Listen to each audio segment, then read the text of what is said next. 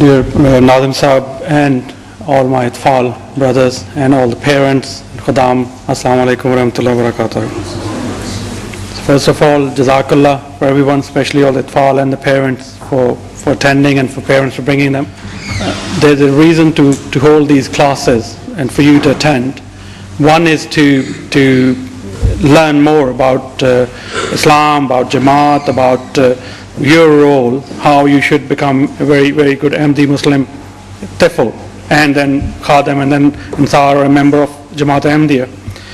Other reason is to meet new friends when you know, even though you live in the Birmingham area and surrounding Midlands area, but very rarely you get the opportunity to meet all the kids within your, you know, maybe they might be living in your Qiyadit, and then you don't see them that often. So it's one of the reasons to hold these sort of functions is to make new friends within Jamaat and learn new things. So Jazakallah, enjoy your day. Thank you. A'udhu billahi minash shaitanir rajeem. Bismillahir rahmanir rahim.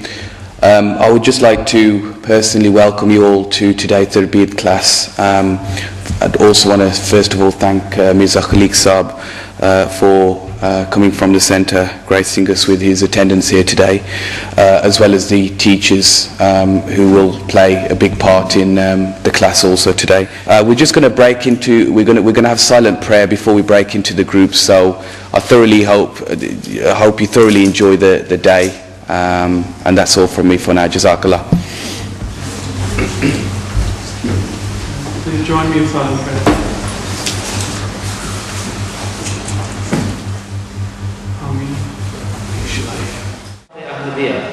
Okay? In other words, all of the Khalifas that we have within Ahmadiyyat, we will look at a short history of their lives and achievements. And there's also a fourth topic, which is looking at Ahmadi Muslims of historical importance. Now, what do you think that means? Ahmadi Muslims of historical importance. Big words.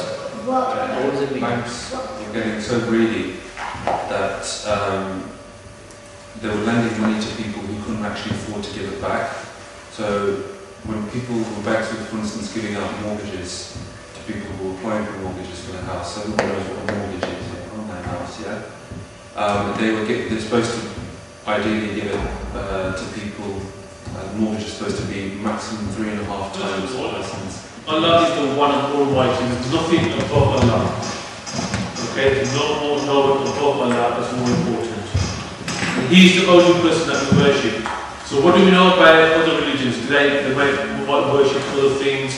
For example, like statues. So cows. Yes. So if we're talking about that, which religion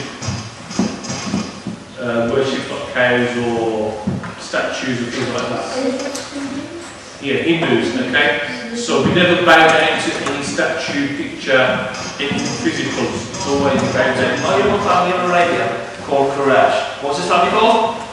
Quraysh. His father's name was Abdullah and his mother's Amina. Some of us were in class yesterday, talked about it, yeah? Right. His father died a few months before he was born, and he lost his mother when he was 6. What do you call somebody who doesn't have any of their parents? What are they called if your parents are dead? Orphan, yeah? Orphan. Right. After his mother's death, he was left in the care of his grandfather, Abdul Muttalib, which is that as well, isn't it? 2 years later, his grandfather also died. Thereafter, he was brought up by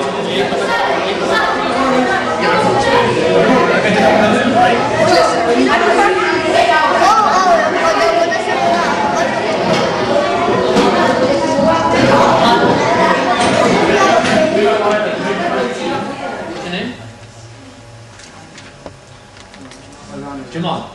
Okay, Jamal, can you read out your first two ones? Because I did ask you, are they not the same thing? And I was quite impressed with your answer. What were the first two things that you put down? Listen to them and obey them. Okay, before I ask Jamal to explain that, does anyone think they know the difference between the two? He's put down listen to them as one, and as the second one he put down obey them. Now, I thought initially that was the same thing, but then Jamal explained it to me and said no, they're different. So who thinks they can explain that? No? Boris? No? Loudly. You said yes, okay. Right. Can anyone read out the first paragraph for me there? Etiquettes toward parents. Mr. Chaudhry? The holy etiquettes towards parents, the Holy Quran and the life of the Holy Prophet Muhammad sallallahu alaihi wasallam. Okay, wait, stop there, say that. I didn't hear enough of you repeat something. Sallallahu alaihi wasallam. Absolutely, yeah, carry on. Teaches the importance of obedience towards our parents. They show mercy, kindness and unconditional love for the day we are born, from the day we are born. They make huge sacrifices throughout our lives. Jazakallah. Regional Guide Saab, Maulana Saab, Assalamu alaikum, dear brothers, Assalamu alaikum. Alhamdulillah, I'd like to first of all thank you all for coming. It's been a most successful event, both in terms of attendance and the delivery. I had the diary group, which is age 7 to 8, and I have to say, with all honesty, they were absolutely superb from the minute we started this morning all the way through to this afternoon. I've not had a single problem with them. They were really enthusiastic. Everyone participated.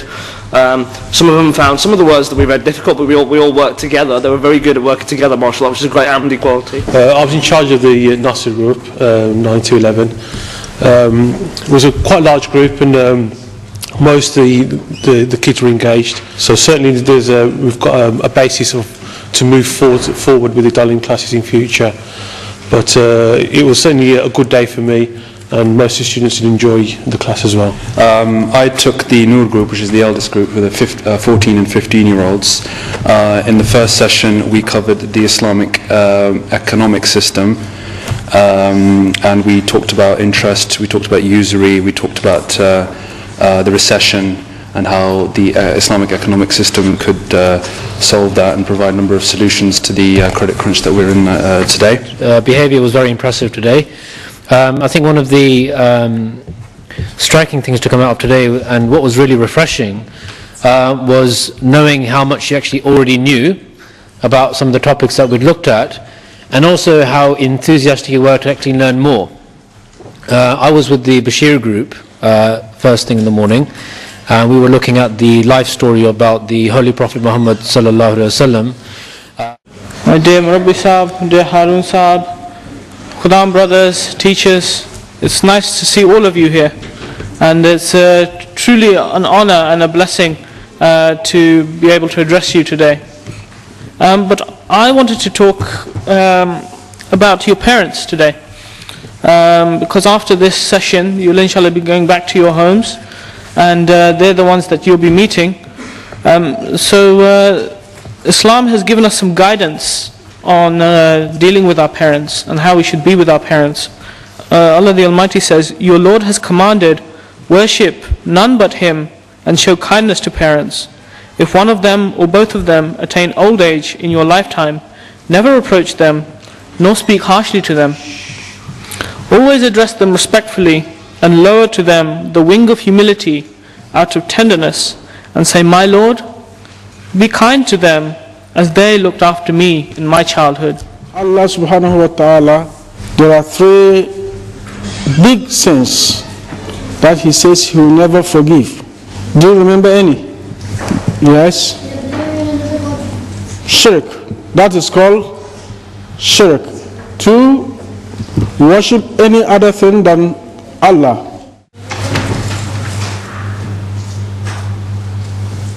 Allahumma amin.